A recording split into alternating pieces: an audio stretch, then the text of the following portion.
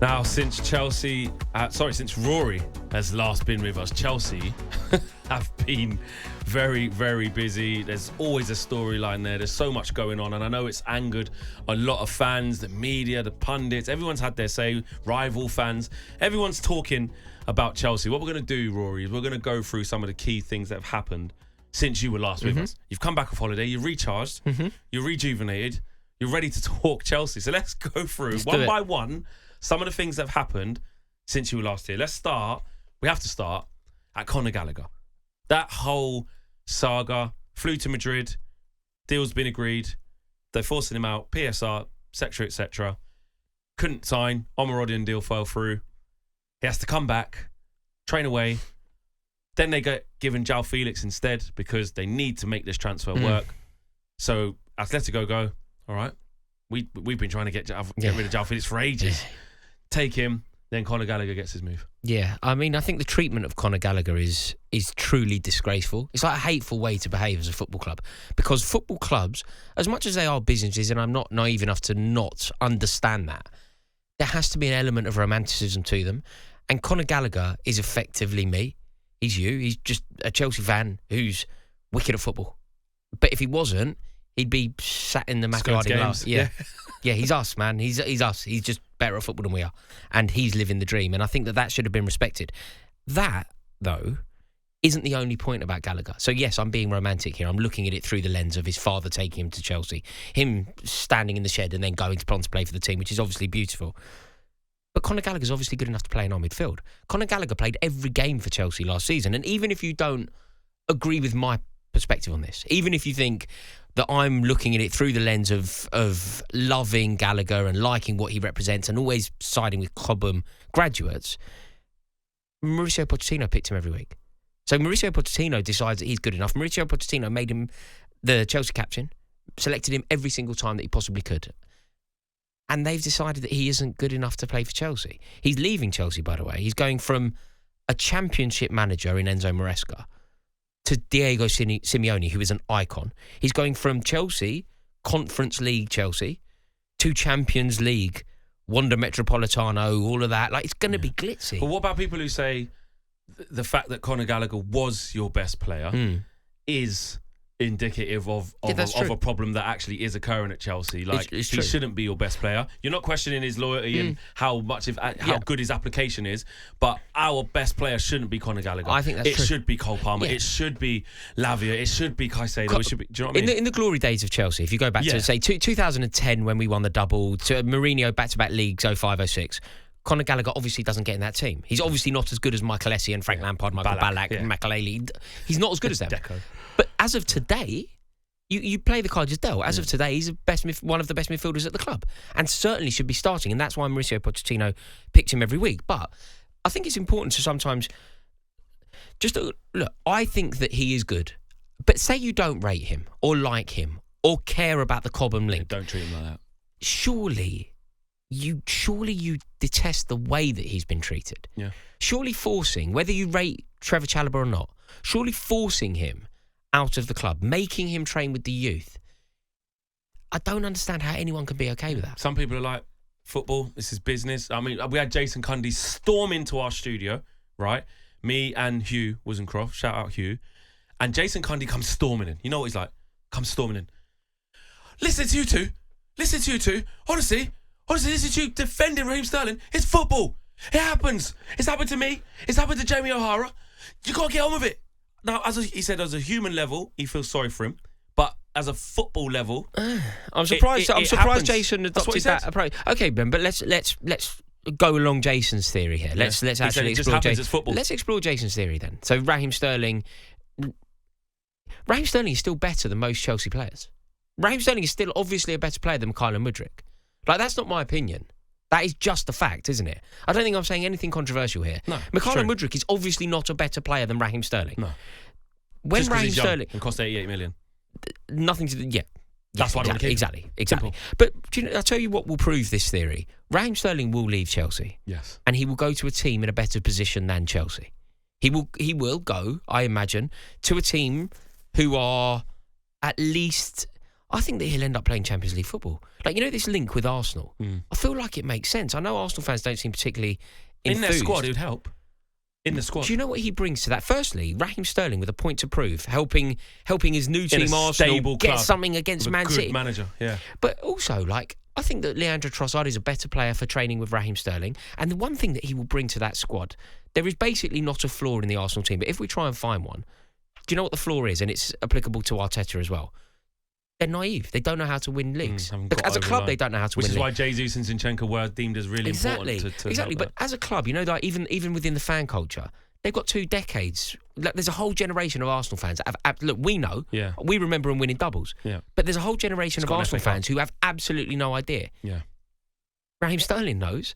You know, if they go away to Anfield towards the end of the season, something like that, they go away to the Etihad towards the end of the season, just having Raheem Sterling in that dressing room is worth his weight in gold. Yeah, and Mikel Arteta worked with him then and knows exactly how outstanding he is. But there's so many. Do you know if we want to just rattle through them, right? Yeah. Gallagher's a disgrace. Yeah. Ben Chilwell, Chelsea's European Cup winner. Ben Chilwell, like, if Marco Cucurella gets injured, we don't have another left back. We've got 6 goalkeepers, no centre forward, and 1 left back. You got Vega. Yeah, Vega, who's nominally a midfielder who can play left back. Like, it's ridiculous. But he could be good. No, he could be. But he's not going to be better than Ben Chilwell, who won a European Cup, Ben Chilwell's played 30 games for England. But he's missed 100 games in the last 3 years. I know, but he's also won a European Cup and he's training with the kids. That is bad. How can he be training with the kids? No, that's bad. But what I'm saying is my thing, look, what is football is that players can become surplus, right? Because you want to go in a different direction. Yeah. No problem with that. Man United are just about to sell Scott McTominay. He's made over 250. Are you forcing Scott McTominay to train with the kids? And that's what I was going to say. It's the treatment of. Are you banning him from the dining? Are you banning him from the dining room at Cobham? Even Sancho's back in the dining room because actually we went, well, okay, there's been a falling out, but if we want to sell you and we want to, you can't have players, because also what does it do to have your manager sitting there going, he can't play for us anymore, he's got to go. If you're a buy-in club. Thank you very much. It's so stupid. For this model of Chelsea, you've just basically taken 10 million off the price. If you really want to sell Raheem Sterling, what you want to do is pretend that he's indispensable to the team. Yeah. If you really want to sell him, pretend he's indispensable. But this is Maresca, you see. Maresca's just doing what they say. Nothing will stand in the way of nothing will roadblock what Clear Lake are trying to do with these sporting directors. And just to tip of the iceberg, Enzo Fernandez was a woeful footballer for us last season. Yeah. He then behaved despicably. He's been awarded the captain's armband. Mental. Like, I don't understand how anyone can be okay with what's been going on at Chelsea. It sums up the decisions. Let's get through another couple that have happened since you've been. This is more on the pitch. Matt, you probably like this one. Madueke basically, accidentally said that Wolverhampton's not a nice place. I don't think it's accidental. Like, I know he said it's an accident, but it's not, is it? No, because I've got social media. He put it on that one. He meant to put it on his burner one. Right. What he said was, whoops, didn't mean to put this to the masses on my main account. He's got a burner. He's obviously got one. I wonder what he has that one for. To do this. Right. I want to follow that one. That one sounds way better. Like, at least you're getting a real insight into the way that he feels about things. But then if you do that and get caught, Rory, as we say in football, like, back your talk. Scored a hat-trick, mate. Yeah. Yeah, they're booing every touch. And scored a hat-trick. And then proceeded to laugh all the way through the interview saying sorry. Yeah, he didn't care. He didn't. Dunked on him. He didn't care. Yeah. And he's a very good best performance under Bowley.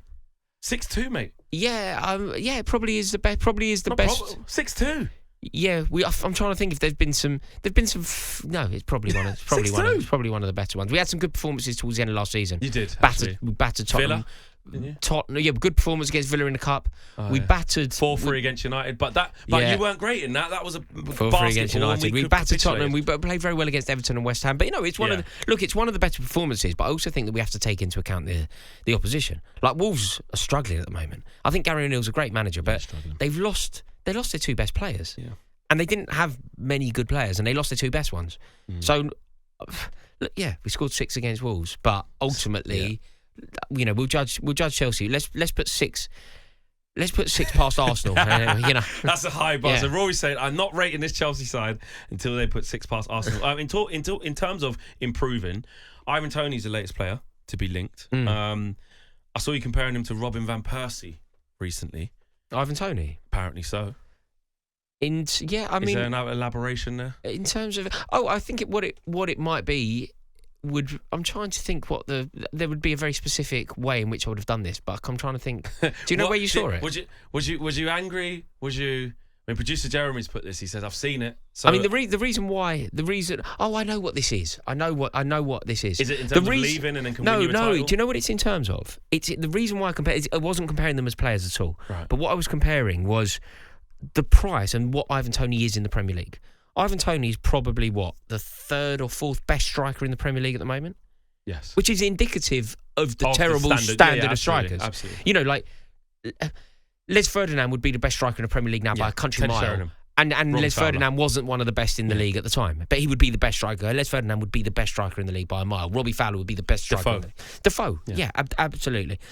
But I think what I was saying is, when Manchester United won the league by signing Robin van Persie, they went and they signed probably the third or fourth or fifth best striker in the league. At the time, Robin van Persie was about the fifth best striker in the league, I think it's fair to say.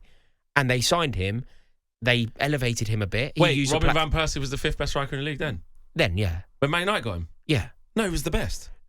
He was a Golden Boot winner. No, that doesn't make you the best striker in the league. That season, he was the best striker in the league. And Sir Alex went, we lost on goal difference last game against Sunderland. No, but he wasn't the best striker in the league. I mean, Didier Drogba was in the league that year. I mean, Sergio Aguero was in the league that year, wasn't he? I'm trying to think who else was playing. I'm trying to think. Won the Golden Boot? What exact year was it? 11-12. 11-12. So, I mean, Didier Drogba... we won it in... Yeah. Didier Drogba had just won Chelsea the European Cup. You know, like, I think it's... moments, but weren't clinical. I mean, Wayne Rooney was in the league at that point. Yeah, Carlos Tevez was in the league at that point. Dimitar Berbatov was in the league at that point. Jermaine Defoe was in the league at that point. Had his best. Fernando Torres was in the league at that point. You know, like, I don't think that Robin van Persie was the best striker in the league when they signed him. I think he was an excellent striker, but he's probably fourth best striker. He had the best season of his life. Fourth best striker in the league, maybe. Yeah. Which is still a huge compliment, particularly then. Yeah. Particularly then, when Tottenham have got Berbatov or whatever. And they signed him, and he changed everything for Manchester United. Manchester United that year basically won the league before Christmas. I think that the Toney signing, particularly when I thought at one point that he was going to go to Manchester United, I felt like there was a world in which he could lead the line for Manchester United and be that What tonic. could he be like for Chelsea? I think he could be very good for Chelsea. I think Chelsea are slower in our development. Obviously, Maresca's been a Premier League manager for 2 games. Eric Ten Hag's been there for, he's got more understanding of the Premier League. So, look, I don't think Chelsea will launch a serious bid for the Premier League. Of course I don't. But I do think that Ivan Toney is one of the best strikers in the Premier League. I think he's so ready for a top opportunity. Do Chelsea need a top draw number 9? Yeah, 100%. Not youngsters anymore, or a Felix is a false 9. Or we need Toney. I don't even think we need Osman. We need Toney. I want the clinical Toney over Osman. Definitely, you know what you're getting. Because when you try and sign a striker, there's always an element of jeopardy, but you want to minimise it, right? Yeah. I think Victor Osimhen's a very good striker. Some of the goals I've seen him score on compilations and that for Napoli, wicked. But there is a chance he doesn't do it in the Premier League. Whereas we know that there is a chance it comes to Chelsea and it doesn't work, but you're minimising your risk, aren't you? Yeah. And Ivan Toney scores goals in the Premier League. I've got another link for you. Lastly, Jadon Sancho. Yeah, to Chelsea. I know. I've seen it. I don't understand it. Do you like that? No, of course not. Of course not. I don't. The last thing in the world Chelsea need is another inside forward. Like, the last thing in the world we need. We're trying to get rid of Raheem Sterling for some reason. We've already got Mikhailo Mudryk. Noni Madueke's doing the business. You've brought in Neto. We've brought in Neto. Where does Joao Felix play already? There's so many of these situations. And because what we have, I think Joao Felix's best position will probably be a number 10. We don't play that system. I think Cole Palmer will ultimately end up as a number 10. Yeah. We don't play that system. So we're going to have to accommodate players in Jadon Sancho's position. The last thing in the world we need. The only reason it makes any sense, and there are many reasons why I don't like the idea of Sancho. I don't like the way that Sancho treated Ten Hag. I think taking it to social media was as unedifying as you can get. But there is one major reason why I just don't think we need him, and that is, I don't think he's a particularly good footballer. I don't rate Jade. I think that the disrespect that was shown to the office of Manchester United manager, I could probably make my peace with that. Taking it to social media really doesn't chime with who I am, but I could probably make my peace with it. If it was Cristiano Ronaldo in 2014, you swallow all of these issues, right? But it's not. I know that I'm using a very small case study here, and I remember that when he was at Borussia Dortmund, everybody, okay, he was losing the argument, but people were genuinely comparing Jadon Sancho that season with Kylian Mbappe. Yeah. Not favourably, but that was a conversation. Yeah. He hasn't hit them heights anywhere near. Well, personally, I've never seen him have a good game for Man United. No, I've literally never seen him. And I will say, as a United fan, I'm gutted. I'm gutted that it hasn't worked out for Jadon Sancho. We chased him for 2 seasons. Like you said, at Dortmund, you're going, Mbappe. People were doing that. I remember people were doing it. Wow, look at this, look at this. Like, it's time now. Yeah. But he got a good sample size under Ollie, which people forget, by the way. Like, he just didn't play. In Ten Hag's first season, he had a good number of games and then had that real difficulty where he had to send him off to Holland to sort of go back to basics. And I'm not going to berate him for that because I don't know the real reason why that happened, but he needed an arm round and some time out of football. And he got it. He got it. He comes back. He's really happy with Ten Hag, etc., but still doesn't set the world alight. And then this happens and he's not been, in Ten Hag's words, training to the desired effect and left out the matchday squad and then did that. And it's not even an offensive thing to say. That's what I mean, mate. If Eric Ten Hag was saying what Maresca's been saying, right? Oh my God. Yeah. Rory. Get him out of Manchester now. Yeah. Get him out of the whole country. I know. Because, he literally said that one thing that based on training he's not in the squad and it's why did you go public? This, that. Enzo Maresca's going. He's not doing what I want. Yeah. Because obviously it's been made acceptable to do that by the board. Right. You're listening to The Social on talkSPORT.